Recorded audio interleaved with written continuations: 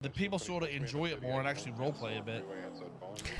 Yo, to be fair, like I'm excited for 2.0. It's like, bro, I've experienced public, and it's just gonna be a group. I just say like mad fanboys, stream snipers, hackers. Like, bro, the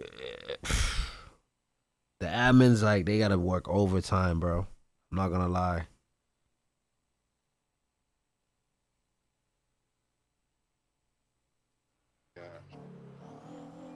Some good RPB for all the BFFs regroup. Oh, you're Jamaican? That's good, man. Me too. Issue. We're both The one Jamaican. thing we're doing to counter that sort of boringness on police is you can't join the police, except for a few people that are like organizing it, unless you make a new character, essentially. Well, second gen, you know. That's our goal with it. I think at first it's gonna be whitelist in public. I read somewhere. There are some good RPers in public. I don't want to like, but the war hungry guys, bro. They're all like. And I think naturally, obviously, you gotta have some of the same criminals, but I think in a new world. But this shit that Koil's doing is really good. He's putting a lot of work in it. It's not that bad. I know everyone says everyone will cry about and shit, but the reality is, if you go in there with the viewpoint of, yeah, I'm probably gonna be friends with the same people, but my connections are different. You know, all the illegal side is completely different. Like how you got to get guns, how you got to get drugs. You know, as long as you treat that like a refresh, I don't think it's bad. Yeah, me, Kiwo, and Buddha. I mean, Kiwo's probably got to do most of the work, let's be honest. Kiwo's a fucking workhorse when it comes to that shit, so.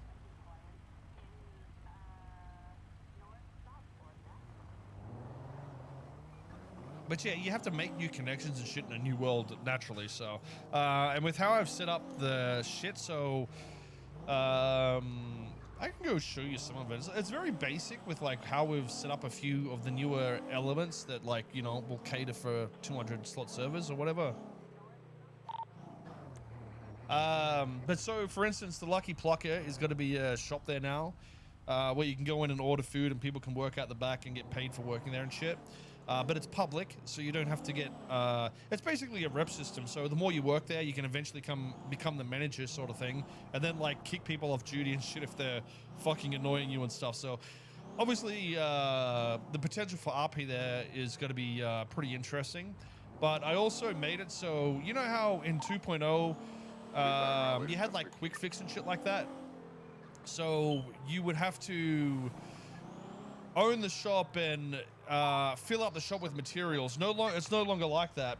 Basically, at any Benny's that you can repair at, if you have the materials on you, you can repair somebody else's car. So oh, that's sick. It pretty much makes it so. Yeah, I remember a server I was in. You had to like bring materials or like yeah, that's kind of cool. You know, if you can go in there and pretend to run the mechanic shop basically.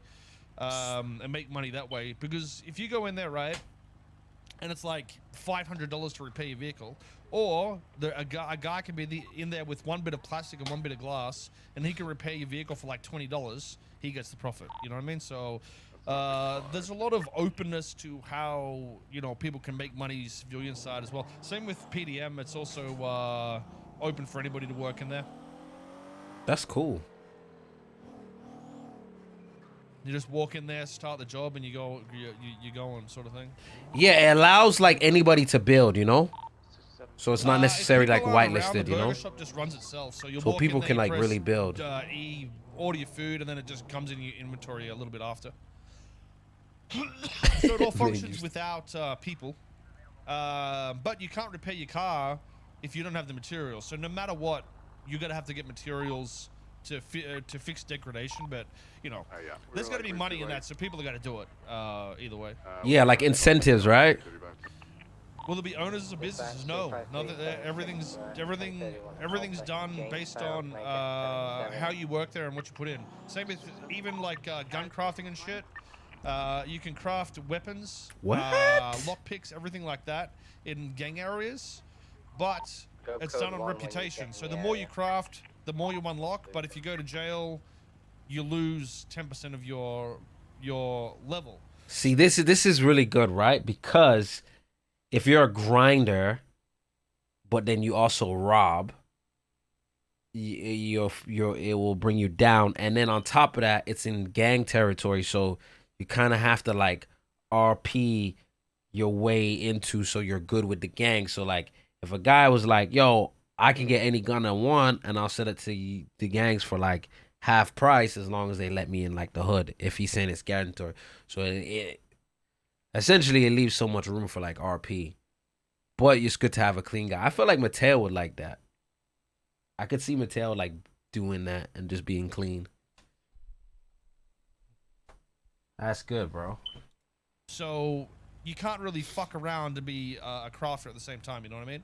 So it's another Smart avenue with it, where man. it pays off to not be caught doing that. But if you're like robbing Pigeon, yeah, Pigeon 2, yeah, Pigeon 2. Like I think that would be dope. Because if you're doing crazy crime and then like you're going down 10% every time, you go to jail 5 times in 2 days. That's 50% if you get to 100. So you're gonna be more cautious or not want to do crime, or you're gonna be forced to like have a clean guy. You know what I'm saying? So that's why I said like if you're in a gang territory and you play a clean guy, you can just go to the gang, say, "I'll provide you with all these guns, but you gotta let me come through the hood." And I make sure, because now if you're a clean guy and then you just crafting guns and you're not doing anything for the hood, then you're just basic or gang territory or whatever. You're just gonna get basically like a no fly zone. Like, yo, you can't come through here. Like,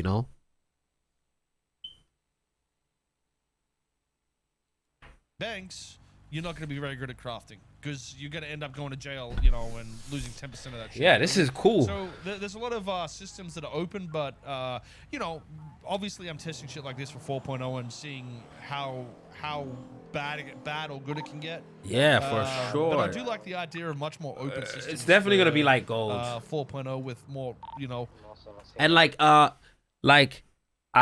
I remember it was in public, there was a lot of shit that like people just like grinded, and then when we moved to Southside, we like forced the grinders out and like kind of forced them to role play. Like, yo, you have to like get to know us and then you're good. Or yo, if you're gonna come, I remember we took form, and if we had we held down all the weed spots. So we're like, yo, all these guys that just do weed runs all day. Like, we don't want your weed. We're not gonna tax you, but you have to come to us and give us like boxes of weed weekly. So like, I think we was doing like 30% off your grow, and we was getting it from like all the outside gangs. So like, it's cool structure. Openness, I see that here. GTARP rather than one-dimensional, whitelist. Yeah, tell him, Koil. No more one-dimensional bullshit. We gonna have it triple dimension. Though, at the end of the day, gotta give it. Koil's smart as fuck. He knows what he's doing. He knows what he's doing, y'all. Any more clips? I don't know if we got any more clips.